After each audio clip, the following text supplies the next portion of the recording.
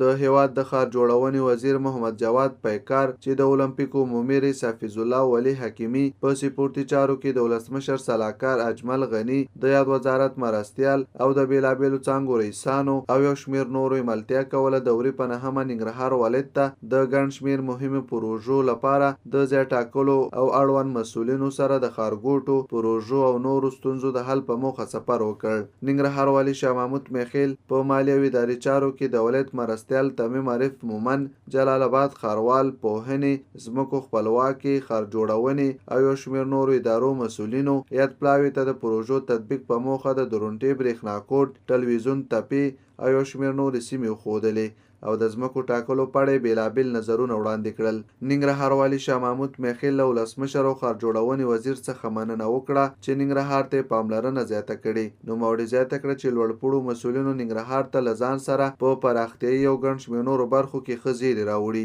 هغه ویل د ښار جوړونې وزیر په مشرۍ پلاوی دې ولایت ته د لوبو یو لوی کمپلیکس جوړولو په موخه ځای ټاکي چې د جوړېدو په ترڅ کې به ورڅخه د ټول افغانستان لوبغاړي ګټه واخلي. ښاغلي میخیل ویل د ښار جوړونې وزارت له لوري په دې ولایت کې یو لوی پارک هم جوړیږي. ګڼ شمېر نورې پرمختیایي پروژې هم په پلان کې دي او دوو ښارګوټو کې کارونه بشپړ شوي دي. د ښار جوړونې وزارت له لوري ورته جوړ شوي نقشې ورکړل شوې او په رسمي ډول یې ښاروالۍ ادارې ته وسپارلې. د ښارسازۍ او ارازۍ نه مننه کوم چې نن د یو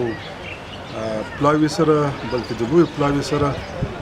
جلال آباد ته تشریف راوړی دی او جلال آباد لپاره ښه زیری راوړی دی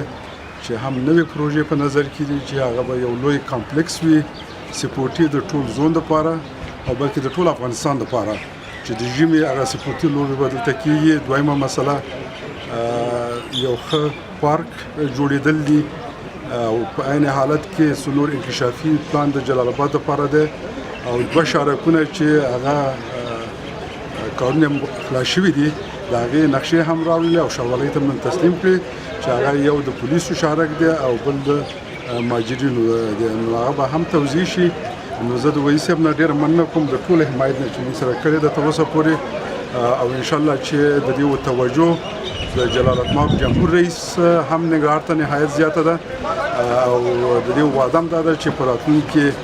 څو میاشتو کې به موږ په دې ټولو پلانونو باندې منظم کار کوو. د ښار جوړونې وزیر محمد جواد پیکار ویل چې ننګرهار ته له سفر څخه موخه په دې ولایت کې اداري کمپلیکس، لوی پارک او د ژمي په موسم کې د سپورت یو مجهز کمپلیکس لپاره ځمکه په نښه کول او همداراز په دې ولایت کې د پیل شوو او نورو پروژو اړوند ستونزو د حل په موخه د اړوند مسؤلینو سره ګډه د همغږۍ ناسته ترسره کول دي. نوموړي ویل چې د پولیسو، کډوالو، ښارګوټو ټولو چارې په مرکز کې خلاصې شوي او ډېر ژر به د ویش او جوړېدو کار پیل شي. همداراز زیاته کړه د ننګرهار د څلورو ولسوالیو انکشافي پلان باندې هم کار کړی دی چې له مخې به پکې د رغونې کارونه ترسره شي. هغه همداراز ویل د ځمکو ویش لپاره ځانګړی طرزالعمل جوړ کړی او د غصب مخنیوي او غصب شوو ځمکو خلاصون برخه کې به هم په ټول هیواد کې د قانون له مخې لازم اقدامات ترسره شي. ما پلان داریم که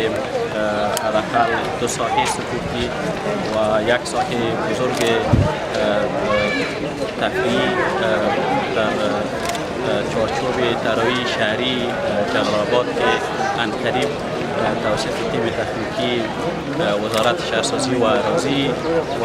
یک کمپانی خارجی که استخدام شده مثل که به کابل ساختیم و شهر جلال آباد نیز بسازیم.